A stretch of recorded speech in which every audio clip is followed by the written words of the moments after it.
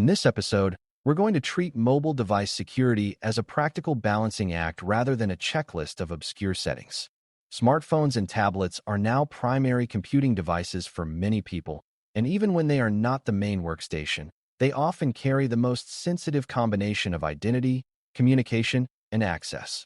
A mobile device can hold email, multi-factor prompts, corporate chat, cloud storage links, passwords, and sometimes direct access to internal systems, all in a package that is easy to lose, easy to steal, and constantly moving through unpredictable networks.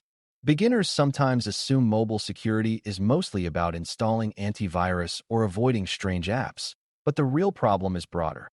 The device is both a data container and an identity token, and it lives in an environment where physical loss, social engineering, and network exposure are everyday realities. Securing mobile devices wisely means prioritizing the controls that reduce the biggest risks first, while acknowledging that strict policies can frustrate users and push them into unsafe workarounds. By the end, you should understand the main threat categories, what hardening priorities look like at a high level, and how policy trade-offs shape whether the security plan actually works. A helpful starting point is recognizing why mobile devices are uniquely risky compared to desktop systems. A mobile device is almost always on, almost always connected, and almost always carried in public spaces, which increases opportunities for both physical access and remote attack. Mobile operating systems do provide strong built-in isolation and app permission models, but those protections depend on users making good choices and on devices staying updated. Mobile devices also blend personal and professional life more than traditional corporate computers, which complicates policy because users care deeply about privacy and convenience.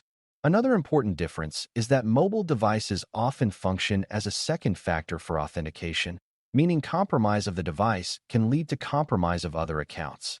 If an attacker gains control of a phone, they might intercept authentication prompts, reset passwords through email, and take over cloud services without needing to break sophisticated defenses.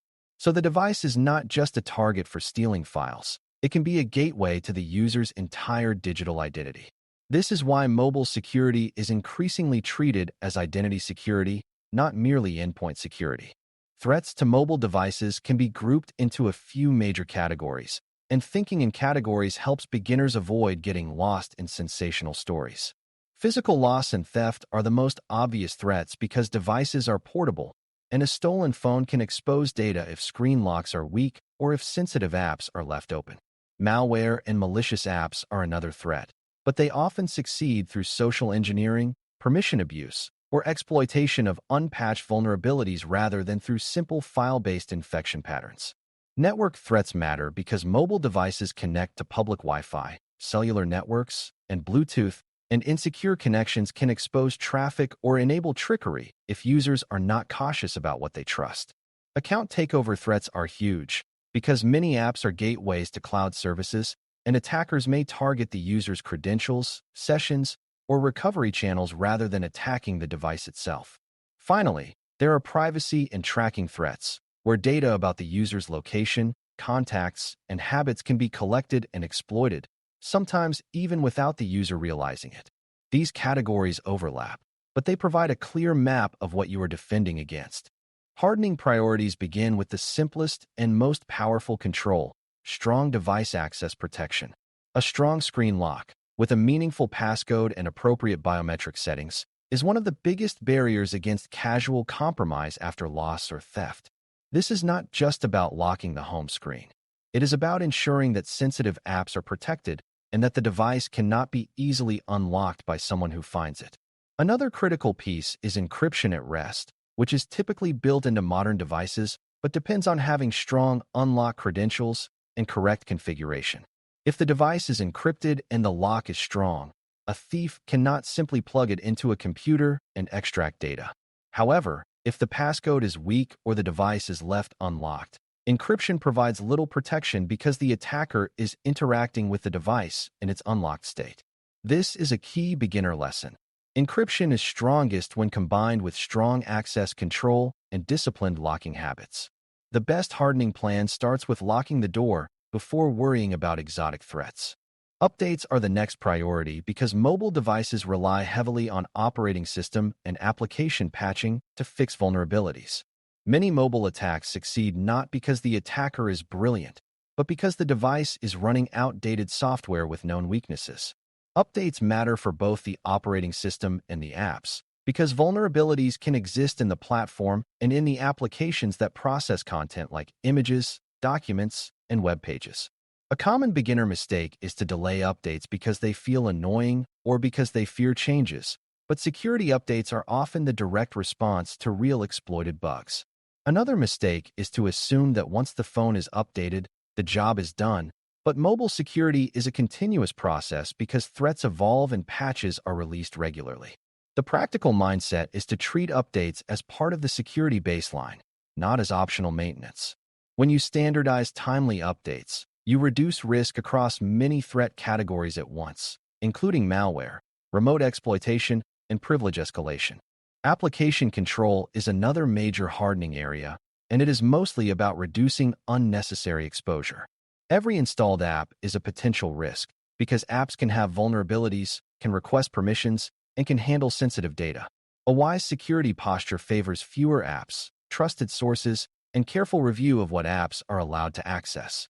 Permissions are especially important because mobile operating systems use permissions to decide what apps can see and do, such as accessing contacts, location, camera, microphone, and files. Beginners sometimes grant permissions automatically just to make pop-ups go away, but permissions are a form of trust, and careless granting can lead to privacy loss and data leakage.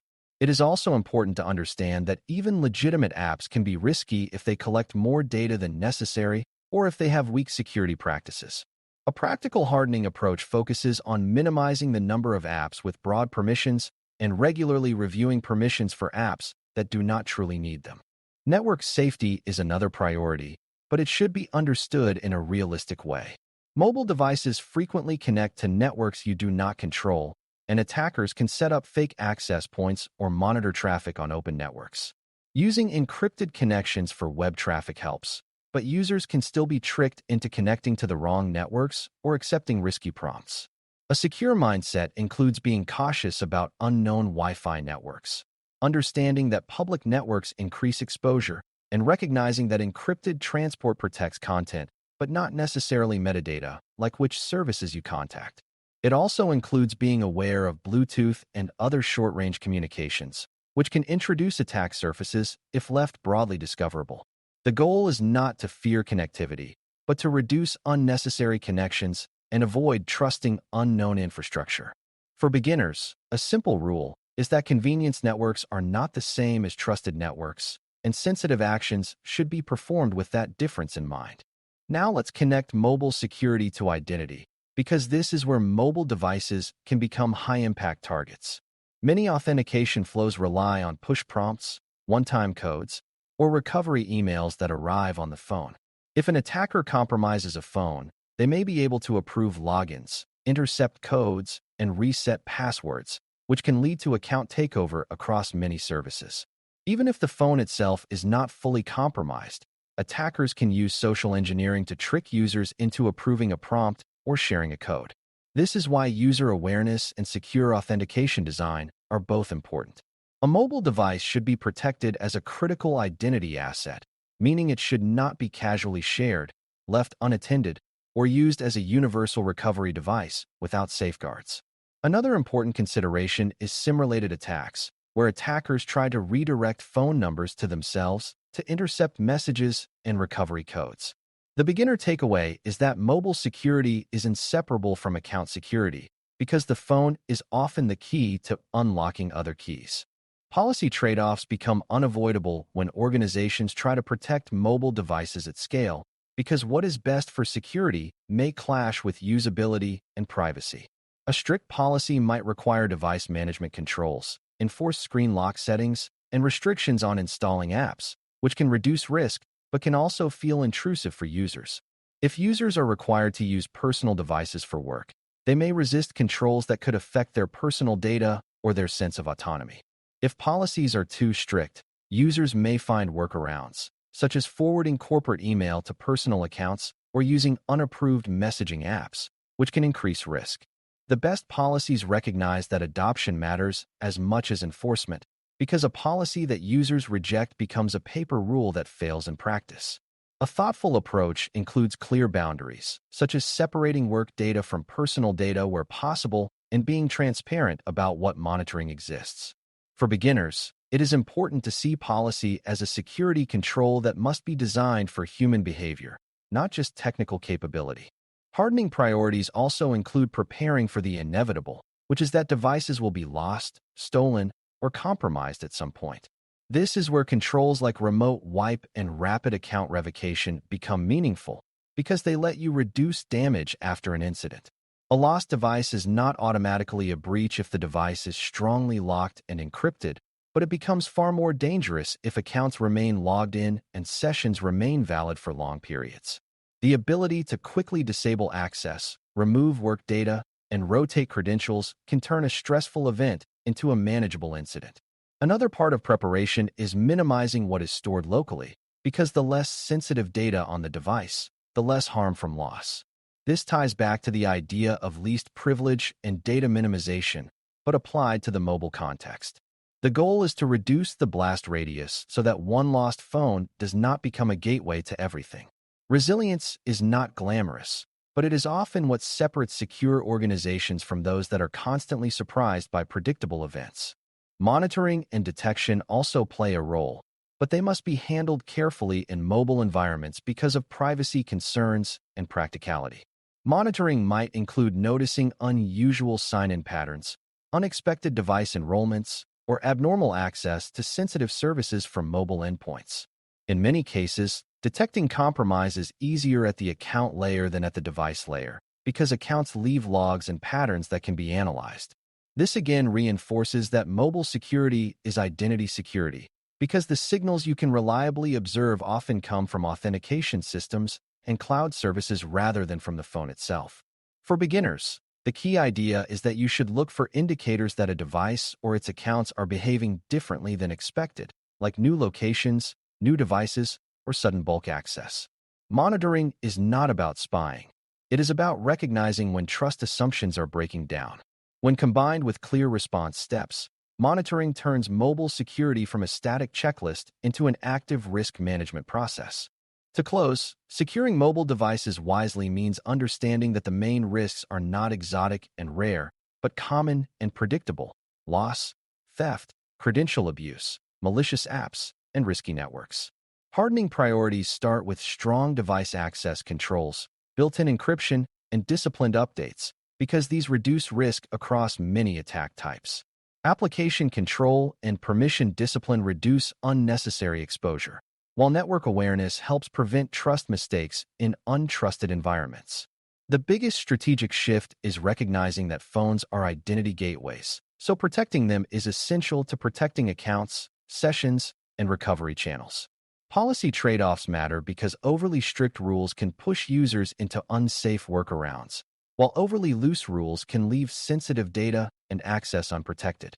When you combine practical hardening with thoughtful policy and strong incident readiness, you create a mobile security posture that actually works in real life, not just on paper. Thanks for listening. For more audio courses, daily newsletters, and more, please visit BareMetalCyber.com.